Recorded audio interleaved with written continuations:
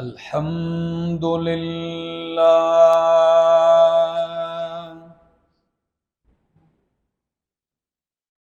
الحمد لله رب العالمين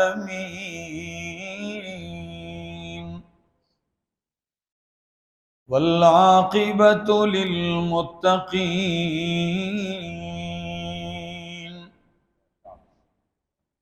والصلاة والسلام على أشرف الأنبياء وإمام المرسلين وعلى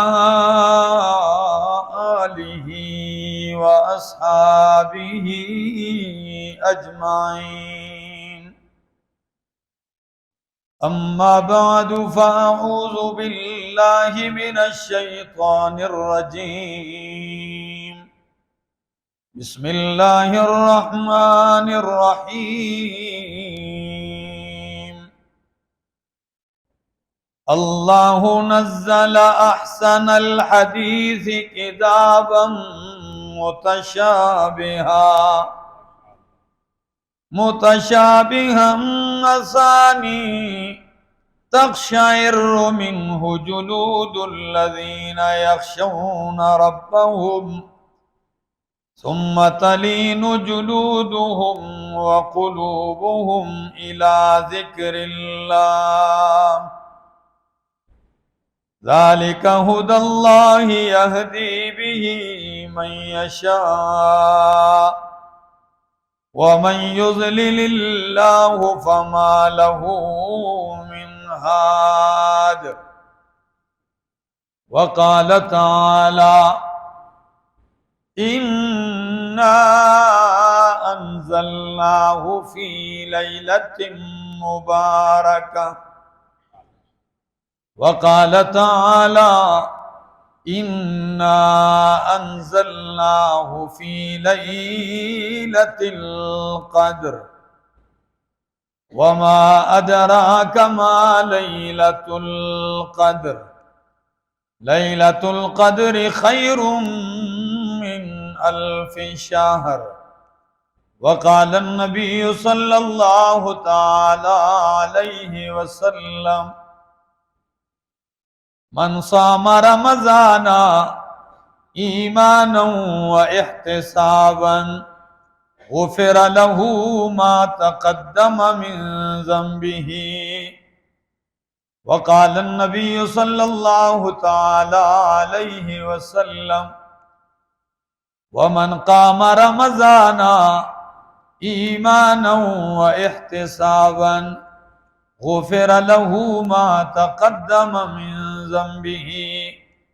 سبحان ربك رب العزة عما يصفون وسلام على المرسلين والحمد لله رب العالمين. کیسے ممکن ہے حقائق بھی سرابوں میں ملیں، رحمت حق کے نشان کیسے عذابوں میں ملیں. ساز وجدان سے سنو نغمہ عرفان و یقین، یہ وہ نغمہ نہیں جو تم کو ربابوں میں ملے. نشہ عشق محمد سے خدا ملتا ہے، یہ وہ نشہ نہیں جو تم کو شرابوں میں ملے. جہاں بر کے مصائب کا علاج ہے فقط قرآن، جہاں بر کے مصائب کا علاج ہے فقط قرآن، ان سب کا حل اس کے جوابوں میں ملے. غم دنیا میں غم دین بھی شامل کر لو، غم دنیا میں غم دین بھی شامل کر لو، تاکہ دیدار و رضا تم کو ثوابوں میں ملے. انتہائی قابل عزت، قابل احترام ذی قدر وزی وقار علماء کرام اور ایبٹ آباد کے اس علاقے اس کالونی اور گرد و نواح سے آئے ہوئے میرے معزز مکرم دوستو، السلام علیکم۔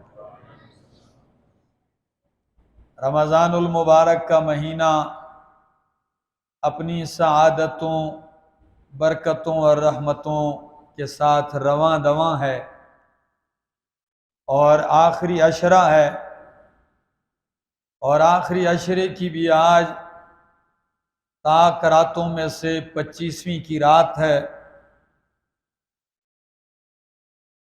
رمضان المبارک کے آخری ساعتیں ہیں، آخری ایام ہیں۔ مسلمانان عالم اس مہینے میں قرآن کریم کے ساتھ ایک خاص لگاؤ رکھتے ہیں۔ دن کو روزہ، رات کو تراویح کے اندر قرآن کریم سنتے ہیں اور سناتے ہیں۔ آپ کی اس جامع مسجد کے اندر بھی قرآن کریم کی تکمیل ہوئی۔ مجھے حضرت مولانا مفتی وقار احمد تنولی صاحب نے اس پروگرام کی دعوت دی۔ میں نے تو ابتداءً کہا کہ میں تقریباً 54-55 دن یہ دورہ تفسیر پڑھا کے ابھی فارغ ہوا ہوں اور تھکاوٹ بہت زیادہ ہے کہ رمضان المبارک صبح 8 ساڑھے 8 بجے ہم درس شروع کرتے اور 2:30-3 بجے تک لگاتار چلتے، زبان تالو سے چمٹ جاتی تھی۔ لیکن الحمدللہ وہ موقع آیا کہ آپ کے سامنے حاضری کا موقع نصیب ہوا۔ قرآن کریم کی مجلس ہے، قرآن کا سہارا لے کے چلوں گا اور آپ لوگوں کی توجہ کا طلبگار رہوں گا۔ جاگے بیٹھے ہیں نا؟ تو جو جاگ رہے ہیں کہہ دو سبحان اللہ۔ مجھے صرف اتنا ہو جائے احساس کہ ایبٹ آباد والے جاگ رہے ہیں۔ ابھی تو میں بازار سے آیا تو بازار والے تو سارے جاگ رہے تھے، بالکل یوں محسوس نہیں ہو رہا تھا کہ دن ہے کہ رات ہے۔ لہذا آپ نے جاگنے کا ثبوت دینا ہے۔ ہم رات کی ان سعادتوں میں، اللہ کے گھر میں، اللہ کی کتاب کی مجلس میں اور اللہ ہی کے لیے بیٹھے ہیں، تو ان ساعتوں میں ایک ایک گزرنے والا لمحہ جو ہے وہ کائنات کی کوئی قیمت اور کوئی دولت جو ہے یہ اس کی قیمت ادا نہیں کر سکتی۔ قرآن کریم یہ ایک ایسی کتاب ہے کہ یہ اللہ کا کلام بھی ہے، اللہ کی کتاب بھی ہے۔ تو اللہ کا کلام ہونے کے ناطے اس کو یہ اعزاز حاصل ہوا کہ یہ اللہ کی صفت بن گیا، اور یہ حادث اور فانی نہیں، مخلوق نہیں، یہ اللہ کی صفت بن گیا ہے۔ اور قرآن کریم کی عظمتیں ہر پہلو سے لوگ بیان کرتے ہیں۔ میں کہتا ہوں کہ قرآن کریم کی سب سے پہلی عظمت یہ ہے کہ یہ اللہ کی ذات سے نکلا ہے، کہ یہ اللہ کا کلام ہے، اللہ نے اس کے ساتھ تکلم کیا ہے۔ تو جتنا متکلم اعلیٰ ہوتا ہے اتنا ہی اس کا کلام بھی اعلیٰ ہوتا ہے۔ اور عرب کہتے ہیں کلام الملوک ملوک الکلام، بادشاہوں کا کلام کلاموں کا بادشاہ ہوتا ہے۔ تو اللہ بادشاہوں کا بادشاہ، تو اللہ کا کلام سارے کلاموں کا بادشاہ ہے۔ اور اللہ نے اپنی اس کلام کا تعارف جس انداز سے اپنی کتاب میں پیش کیا ہے، پہلا انداز تو یہ ہے قرآن کریم کی عظمت کا کہ اللہ نے اس کا تعارف کرتے ہوئے ایک نام نہیں ذکر کیا ہے، 60 سے اوپر نام لیے ہیں۔ کتنے نام؟ 60 سے اوپر نام۔ اور علامہ فیروز آبادی لکھتے ہیں کثرت الاسماء تدل علی شرف المسمى، جس کے نام زیادہ اس کی عظمت اور شرافت زیادہ۔ اور یہ علماء بیٹھے ہیں کہ قرآن کریم کے جتنی بھی اسماء ہیں یہ سارے اسماء مشتقات ہیں، اس میں جامد نہیں ہے، اور اس میں مشتق جو ہوتا ہے یہ ذات مال وصف پہ دلالت کرتا ہے، یعنی ہر نام ایک الگ صفت ذکر کرتا ہے، ایک الگ شان ذکر کرتا ہے۔ کبھی اللہ اپنی کتاب کا تعارف کرواتے ہیں تو یوں گویا ہوتے ہیں الف لام میم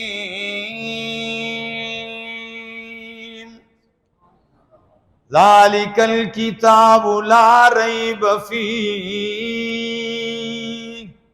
ھدی للمتقین۔ الکتاب، ذالک الکتاب، یعنی الکتاب کامل اور مکمل کتاب۔ اگر کائنات میں کتاب کہلوانے کے لائق ہے تو وہ اللہ کی کتاب قرآن جو ہے یہ کتاب کہلوانے کے لائق ہے، الکتاب۔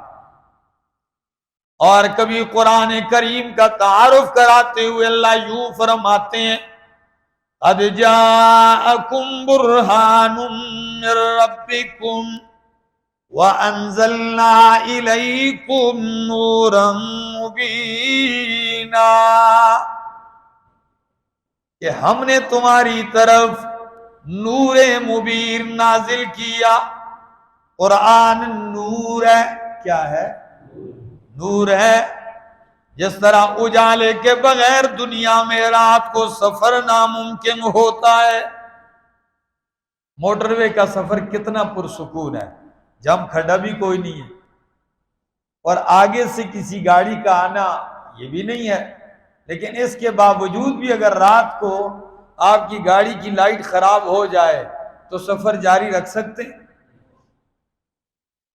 تو اگر دنیا کے اندھیروں میں روشنی کے بغیر نہیں چل سکتے ہو، اللہ فرماتے ہیں پھر دوسری قسم کے اندھیرے، شرک کا اندھیرا، کفر کا اندھیرا، بدعات کا اندھیرا، جہالت کا اندھیرا، ظلم و تشدد کے اندھیرے، جتنے بھی اندھیرے ہیں، ان اندھیروں میں جنت کا راستہ، ہدایت کا راستہ نور قرآن کے بغیر نہیں دیکھا جا سکتا۔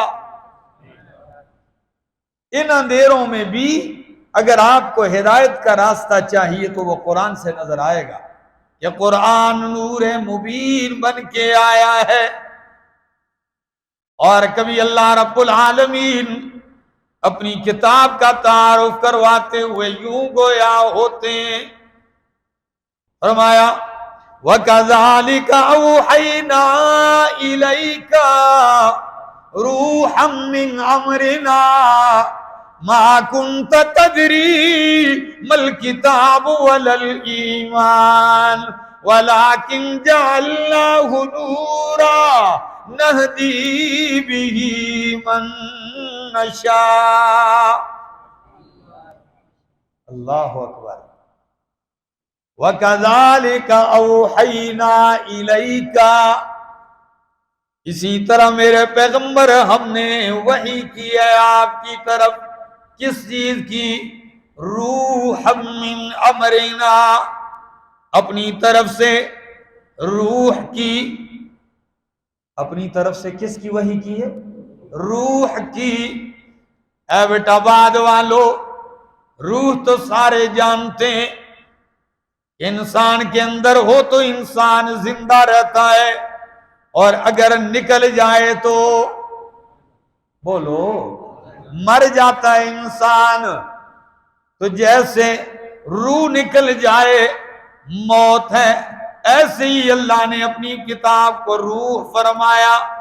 جیسے روح کے بغیر زندگی نہیں، ایسے ہی دل کی زندگی، روح کی زندگی میرے قرآن والے روح کے بغیر نہیں، یہ بھی روح ہے۔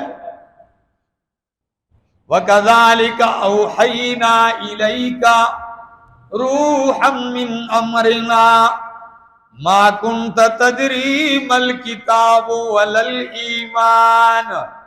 اللہ، میرے پیغمبر آپ کو معلوم نہیں تھا کتاب کیا ہے، ما کنت تدری مل کتاب ولل ایمان، اور آپ کو یہ بھی معلوم نہیں تھا کہ ایمان کی طرف دعوت کیسے دی جائے گی۔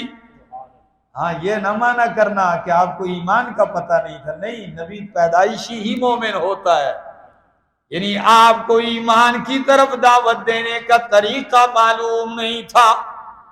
اللہ نے قرآن بھیج کے آپ کو ایمان کی طرف دعوت دینے کا طریقہ بتلا دیا کہ یوں قرآن کے ذریعے دعوت دی جاتی ہے۔ کبھی اللہ اپنی کتاب کا تعارف یوں کرواتے ہیں، اللہ، یہ کائنات کے لوگوں، یہ وہ کتاب ہے، اللہ نزل احسن الحدیث کتابا متشابہا، اللہ نزل احسن الحدیث، اللہ نے بہترین حدیث نازل کی ہے، بہترین بات۔ تو سب سے بہترین بات اللہ کی ہے، اللہ سے بہتر بات کس کی ہے؟ اللہ نزل احسن الحدیث، یہ احسن الحدیث کیا ہے؟ فرمایا کتاب، یہ شان والی کتاب قرآن ہے، متشابہن، اس کی آیتیں ایک دوسرے کے ساتھ صداقت میں، فصاحت میں ملتی جلتی ہیں، ایک دوسرے کی تائید کرتی ہیں، مسانی، مکرر ہیں اس کے مضامین۔ کبھی ایک مضمون کو قرآن ذکر کرتا ہے تو ایک مقام پہ اس کو دلائل عقلیہ کے ساتھ، یعنی ایسے دلائل ذکر کرتا ہے جس کا تعلق عقل کے ساتھ ہوتا ہے، کہ اللہ فرماتے ہیں عقل والو ان دلائل میں غور کرو، تمہیں میری پہچان ہو جائے گی۔ کبھی قرآن ایک مقدس ایک مضمون ذکر کرتا ہے تو اس پہ دلائل نقلیہ ذکر کرتا ہے کہ یہ جو مسئلہ ہے یہ مجھ سے پہلے نبیوں نے بھی بیان کیا ہے، کبھی موسیٰ علیہ السلام کا واقعہ، کبھی آدم علیہ السلام کا، کبھی نوح علیہ السلام کا، کبھی عیسیٰ علیہ السلام کا، کبھی دیگر انبیاء کا، اور کبھی قرآن مقدس ایک مضمون ذکر کرتا ہے تو اسے ثابت کرنے کے لیے قسمیں ذکر کرتا ہے کہ اللہ فرماتے ہیں یہ مسئلہ سچ ہے، اس پہ میں قسم اٹھا کے کہتا ہوں کہ یہ ہے۔ تو قرآن مقدس کے عظمت کے لیے اللہ نے قسمیں اٹھائی، کبھی کسی چیز کی قسم قرآن کے متعلق اٹھائی اور کبھی خود قرآن کے لیے قرآن کی قسم اٹھائی۔ میرے دوستو، جس کو یہ شرف حاصل ہو گیا، قرآن کریم کی 34 سورتیں ایسی ہیں کہ جن کا آغاز اللہ نے قرآن کی عظمت سے کیا ہے، 34 سورتوں کا آغاز۔ یہ اتنی عظمت والی کتاب ہے، اتنی شان والی کتاب ہے، اور فرمایا تقشعر منہ جلود الذین یخشون ربهم۔ اثر قرآن کا کتنا ہے جب مومن اللہ سے ڈرنے والے قرآن سنتے ہیں، اللہ فرماتے ہیں تقشعر، ان کے وجود پہ رونگٹے کھڑے ہو جاتے ہیں۔ اقشعرار کہتے ہیں وجود پہ بالوں کا کھڑا ہو جانا۔ کبھی کبھی اتنی متاثر کن بات لگتی ہے انسان کو کہ انسان کی وجود پہ رونگٹے کھڑے ہو جاتے ہیں۔ ہماری ہندکوں کی بولی میں کہتے ہیں سکنڈے کھل گئے۔ تو قرآن کے اندر یہ کمال ہے، تقشعر منہ جلود الذین یخشون ربهم ثم تلین جلودهم وقلوبهم الی ذکر اللہ، پھر یہ دلوں کو نرم کر دیتا ہے، مائل کر دیتا ہے اللہ کی یاد سے۔ اور ایسے ہی نہیں، قرآن مقدس یہ میرے سامنے اللہ کی کتاب کھلی ہے، 7واں پارہ، پہلی آیت اللہ فرماتے ہیں وَإِذَا سَمِعُوا مَا أُنزِلَ إِلَى الرَّسُولِ تَرَىٰ أَعْيُنَهُمْ تَفِيضُ مِنَ الدَّمْعِ مِمَّا عَرَفُوا مِنَ الْحَقِّ وَإِذَا سَمِعُوا مَا أُنزِلَ إِلَى الرَّسُولِ، جب یہ لوگ وہ قرآن سنتے ہیں جو رسول کی طرف اتارا گیا ہے، ترا اعینہم تفیض من الدمع، میرا پیغمبر تو دیکھے گا ان کے آنکھوں سے آنسو جاری ہو جاتے ہیں اور رو پڑتے ہیں. کیوں؟ فرمایا مما عرفوا من الحق، اس وجہ سے کہ انہوں نے حق کی پہچان کر لی ہے. اور یہی نہیں، یہ میرے سامنے 9واں پارہ ہے اور سورت کا نام سورت الانفال ہے. دوسری آیت ہے. قرآن کا کمال دیکھتے جائیے. فرمایا انما المؤمنون الذین اذا ذکر اللہ وجلت قلوبهم وَإِذَا تُلِيَتْ عَلَيْهِمْ آيَاتُهُ زَادَتْهُمْ إِيمَانًا.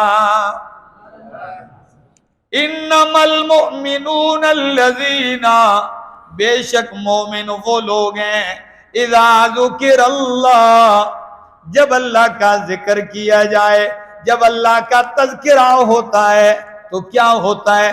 وجلت قلوبہم، ان کے دل ڈر جاتے ہیں. اللہ کی عظمت، شان، بڑائی، کبریائی، قوت، طاقت، اقتدار، تصرف، گرفت تذکرے ہوتے ہیں تو مومنوں کے دل ڈر جاتے ہیں.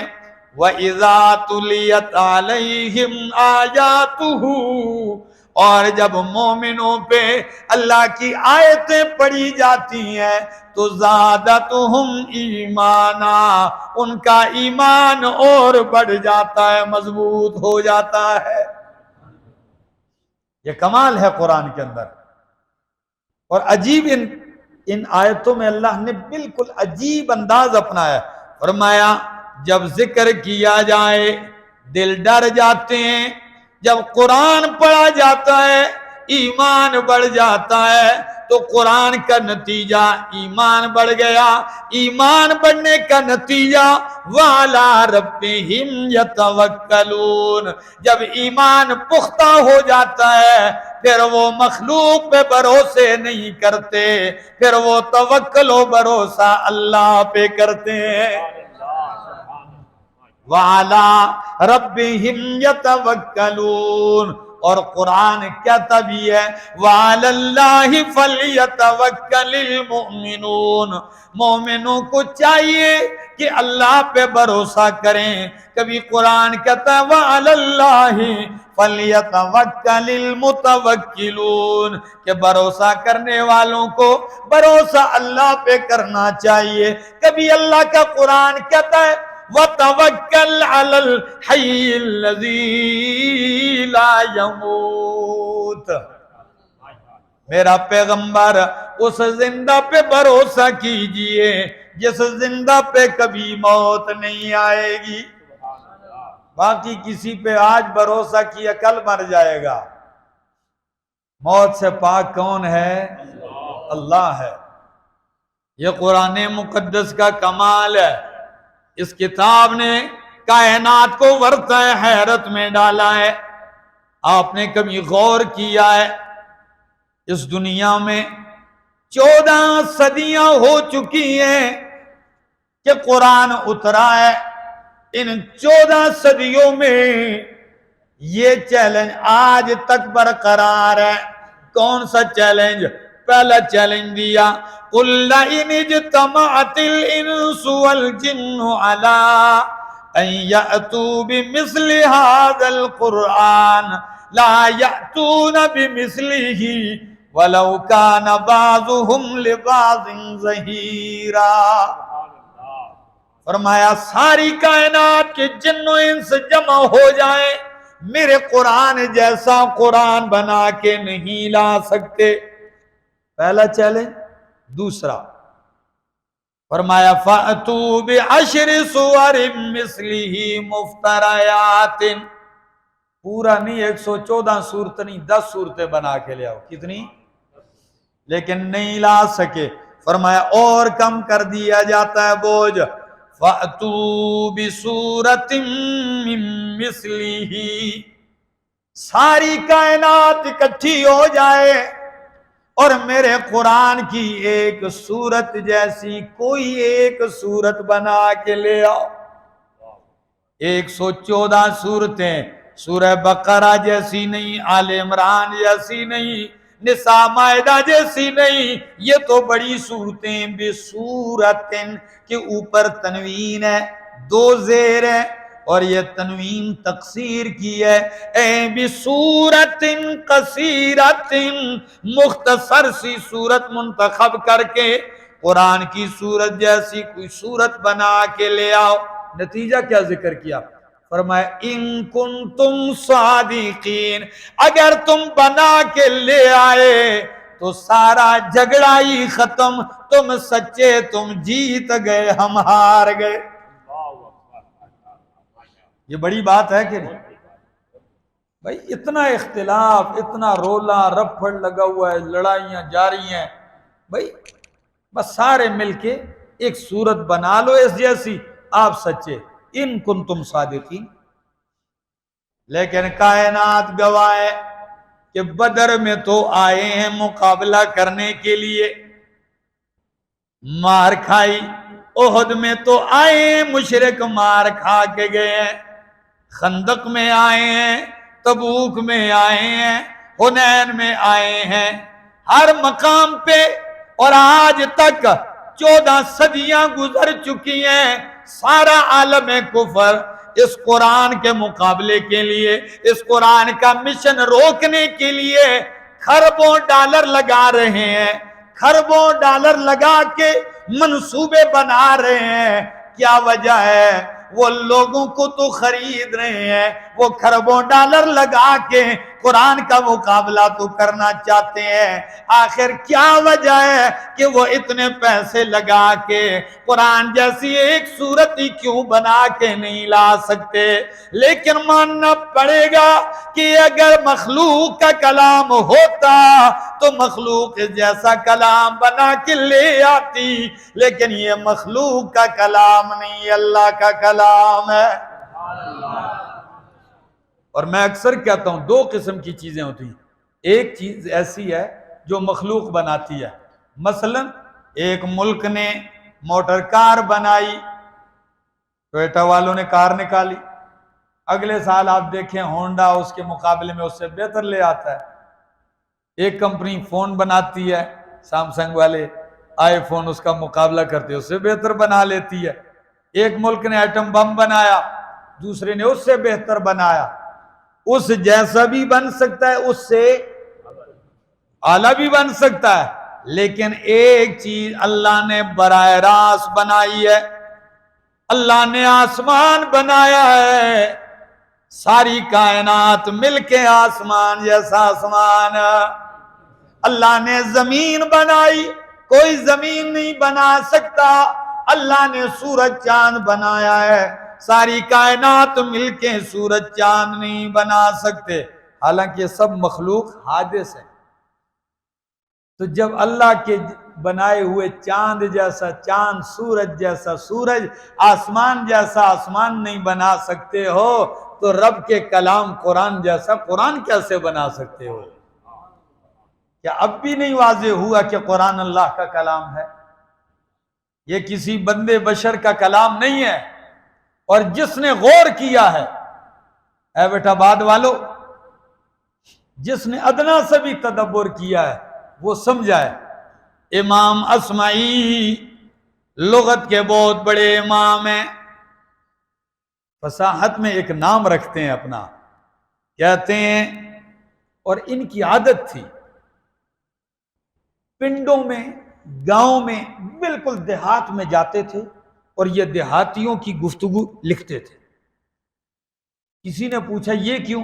کہتے ہیں شہر کی عربی میں ملاوٹ ہوتی ہے، شہر والوں کی بولی میں ملاوٹ ہوتی ہے. آپ پہاڑ کے رہنے والے کسی بابے کی ہند کو دیکھیں اور شہر میں زمین و آسمان کا فرق ہوگا. شہر والوں کی پشتو جو بالکل گاؤں والوں کی پشتو ہے، تو وہ کہتے ہیں بھائی آپ کی زبان خلط ملط ہو گئی ہے، ابھی تو اردو میں آدھی انگریزی آ گئی ہے اور زبانیں آ گئی. اسی طرح آپ جا کے عرب کی عربی کا حال دیکھ لیں، وہ تو عربی سے بھی کچھ اور شے بن گئی ہے. تو یہ پیور عربی تلاش کرنے کے لیے دیہات جاتے تھے، پھر اس کو لکھتے تھے، پھر آ کے قرآن کریم کے ساتھ مطابقت کرتے کہ قرآن لغت عرب میں آیا ہے تو اس کو اس لغت میں حل کرنا چاہیے. کوشش کرتے لغت حل کرنے کی. کہتے ہیں ایک دفعہ ایسے مجلس لگی ہوئی تھی، تو اس مجلس میں بیٹھا ہوا تھا، کئی لوگ اور بھی تھے.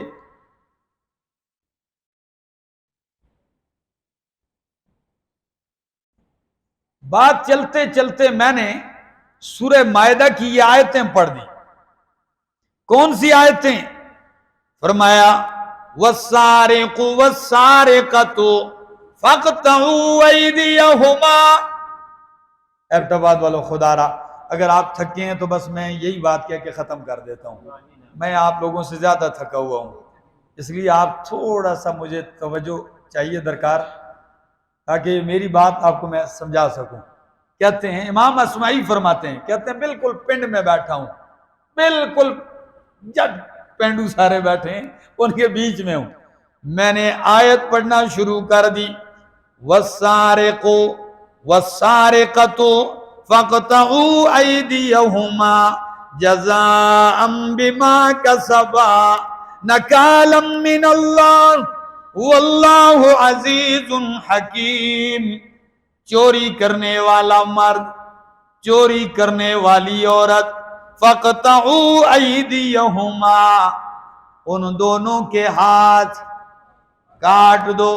جزاءً بما کسبا، یہ بدلہ ہے، سزا ہے اس جرم کی جو دونوں نے کیا ہے. نکالا من اللہ، یہ اللہ کی طرف سے عبرتناک سزا ہے. واللہ عزیز حکیم. کہتے ہیں واللہ عزیز حکیم کی جگہ بھول کے میں نے واللہ غفور الرحیم پڑھ دیا. عزیز حکیم کی جگہ بھول کے کیا پڑھ دیا؟ غفور الرحیم پڑھ دیا. کہتے ہیں ایک پینڈو اٹھ گیا بدو، کہنے لگا ہاذا کلام من. بابا جی یہ کس کا کلام آپ نے پڑھا ہے؟ ہاذا کلام من. میں نے کہا بابا ہاذا کلام الرحمن، یہ تو رحمان کا کلام ہے. وہ دیہاتی کہنے لگا لیس ہاذا کلام الرحمن، کہنے لگا رحمان کا کلام نہیں. امام اسمعی چونک اٹھے کہ بابا اتنی جرت سے میں قرآن پڑھ رہا ہوں، وہ کہتے ہیں رحمان کا کلام نہیں. میں نے پھر پڑھا، وہ کہنے لگا نہیں. انہوں نے کہا جاؤ مسجد سے قرآن لے آؤ، کہیں سے مصحف لے آؤ. کہتے ہیں جب قرآن لایا گیا، میں نے قرآن کی یہ آیت پڑھی، سورہ مائدہ آیت نمبر 38. سورہ مائدہ آیت 38 نکالی تو مجھے اپنی غلطی کا احساس ہوا کہ واللہ عزیز حکیم کی جگہ میں نے کیا پڑھ دیا تھا؟ غفور الرحیم پڑھ دیا تھا. کہتے ہیں میں نے اس دیہاتی سے کہا حل حفظت القرآن، کیا تو قرآن کا حافظ ہے؟ لگا اللہ کوئی حافظ نہیں ہوں میں. میں نے کہا حل قرأت سورۃ المائدہ، کیا تو نے سورہ مائدہ پڑھی ہے کہ تجھے پتا چلا ہو کہ یہ آیت یوں ہے؟ کہنے لگا نہ میں حافظ ہوں، نہ کبھی سورہ مائدہ پڑھی، قرآن پڑھا ہی نہیں ہے میں نے. کہا تو پھر آپ نے کیسے؟ کہنے لگا اس لیے کہ غفور الرحیم کا جوڑ نہیں مل رہا تھا گزشتہ بات کے ساتھ. اللہ اکبر. اور مجھے اندازہ لگ گیا کہ اللہ کا کلام بے ربطہ گفتگو کوئی کرے تو لوگ کہتے ہیں یہ دماغ خراب ہے، دائیں بائیں کی مار رہا ہے، کبھی ادھر کی کبھی. میں نے کہا کیسے جوڑ نہیں؟ فرمایا جوڑ ایسے نہیں کہ چوری کرنے والا مرد، چوری کرنے والی عورت ہاتھ کاٹ تو ان کا یہ سزا ہے اللہ کی طرف سے. واللہ غفور الرحیم جوڑ نہیں ملتا. کیوں؟ کہ اللہ بخشنے والا مہربان ہے. انہو ان کان غفر ورحم لما قطع. اگر اللہ نے بخشا ہوتا، مہربانی کی ہوتی تو ہاتھ کیوں کٹتا؟ غفور رحیم یہاں مناسب نہیں تھا. لیکن جب آپ نے قرآن کھولا اور پڑھا کہ واللہ عزیز حکیم، تو میں سمجھ گیا کہ اس جملے کا جوڑ لگتا ہے، کیونکہ انہو عز فحکم فقطع. جب وہ زبردست ہے تو اس نے فیصلہ کیا، جب فیصلہ سنایا تو ہاتھ کٹ گیا. میرے دوستو تدبر کیجیے، یہ غور کرنے کی کتاب ہے، یہ میرے اور آپ کے لیے لذت کی کتاب ہے. جن لوگوں کو اس کی لذت مل گئی ہے وہ راتوں کی نیندیں اڑ چکی ان کی. امام محمد رحمہ اللہ پوری رات نہیں سوئے. صبح امام شافعی رحمہ اللہ دیکھتے ہیں کہ لوٹا بھی ادھر ہی پاس ہے. حضرت عجیب آدمی، نہ یہ تہجد کے لیے اٹھے ہیں، لوٹا اسی طرح بھرا ہوا ہے اور چادر تان کے یہ سوئے ہوئے ہیں. کہا اٹھو جی نماز کے لیے چلتے ہیں. جب نماز کے لیے گئے تو ادھر جا کے وضو بھی نہیں کیا، ایسے ہی کھڑے ہو گئے. اتنا بڑا عالم آدمی اور یہ اتنی تبدیلی، یہ ایسا بندہ تھا نہیں جیسے آج ہو گیا. آخر ہمت کی اور پوچھ لیا کہ حضرت یہ آپ میں اتنی تبدیلی، نہ تو آپ رات کو اٹھے، لوٹا بھی اسی طرح بھرا ہوا ہے، صبح اٹھ کے اسی طرح، اور چادر تان کے آپ لیٹے ہوئے تھے. وہ کہنے لگے اللہ کی قسم میں نے پوری رات قرآن کی ایک آیت میں تدبر کیا اور اتنے مسائل کا استنباط کیا ہے. یہ علوم کا سمندر ہے. اللہ گواہ ہے، جن لوگوں کو اس کے ساتھ شغف پیدا ہوا ہے وہ سمجھ سکتے ہیں. آئیے، رمضان، قرآن، روزہ ایک گہرا تعلق ہے. جو ہی شعبان رمضان کا مہینہ شروع ہوتا ہے پوری دنیا میں قرآن کی گونج شروع ہو جاتا ہے. جو سال بھر قرآن کو ہاتھ بھی نہیں لگاتا اس مہینے وہ بھی ہاتھ لگا لیتا. تو اگر قرآن کو سمجھ کے پڑھنے کی کوشش کیجیے. تلاوتیں تو بہت ہو رہی ہیں، بہت اچھی بات ہے، کوئی بری بات نہیں، ثواب اجر کی بات ہے. لیکن اصل قرآن مقدس جو آیا ہے وہ ہے ایک دستور بن گیا. تو دستور اور آئین کا پتہ تب چلے گا جب بندہ اس کو سمجھے گا.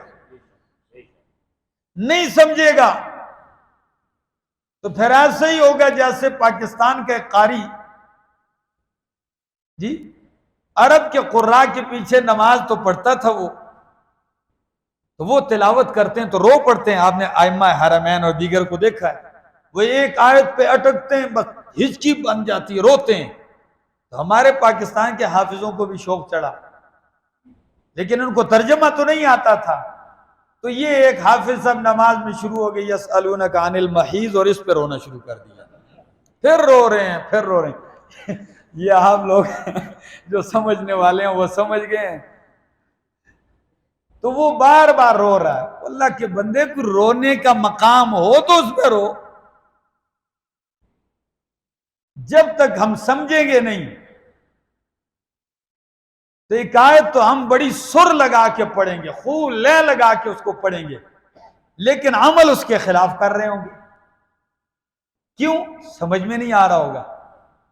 آئیے، مرد ہوں، عورتوں، بچوں کو کوشش کیجئے قرآن سمجھ کے پڑھنے کی کوشش کیجئے. میں دعا گو ہوں اللہ رب العالمین میری اور آپ کی حاضری قبول اور منظور فرمائے. دل تو میرا تھا کہ میں تفصیل سے گفتگو کرتا، بہرحال اپنی ہمت کے مطابق چند باتیں کی ہیں. زندگی باقی، ملاقات باقی. آخر دعوانا ان الحمدللہ. مولانا صاحب سوال کا جواب ہی سمجھ، یہ اگر آپ پہلے بتا دیتے تو پھر میں اسی مضمون کو لے کے چلتا ہے، لیکن آپ کا بھی خیال تھا کہ جہاں یہ رکیں گے تو پھر ان کو وہیں سے سٹارٹ کر دیں گے۔ دوستو آئیے، قرآن رب کی معرفت کی کتاب ہے۔ کیسی کتاب ہے؟ رب کی معرفت کی کتاب ہے، یہ اللہ کی پہچان کروانے والی کتاب ہے۔ اس کتاب کے بغیر اللہ کی پہچان، ایمان کی تفصیل سمجھ میں نہیں آ سکتی۔ ایمان کی کتاب قرآن ہے۔ آئیے سیکھیے، سمجھیے۔ ابو جہل مان لیتا اگر صرف تلاوت ہی ہوتی، اگر صرف الفاظ ہی پڑھنے ہوتے تو وہ کبھی نہ جھگڑتا، مان ہی لیتا، لیکن وہ اس کے راز سمجھتا تھا۔ کیا؟ تبھی تو آ کے کہتا ہے ائت بقرآن غیر ھذا او بدلہ، اے پیغمبر آپ سے پہلا مطالبہ ائت بقرآن غیر ھذا، یہ قرآن ہٹا لیجئے، کوئی دوسری کتاب لے آئیے، کوئی اور قرآن لے آئیے، مان لیں گے۔ فرمایا نہیں ہو سکتا۔ کہنے لگے چلو یہی قرآن منظور کر لیں گے، لیکن ہمارا دوسرا مطالبہ ہے او بدلہ، یہی سارا نہ سنائیے، تھوڑی سی ترمیم کر لیجئے۔ او بدلہ، تو ایبٹ آباد والو سارے تعلیم یافتہ لوگ ہیں، کیا وہ کس آیت کو تبدیل کرنا چاہتا تھا؟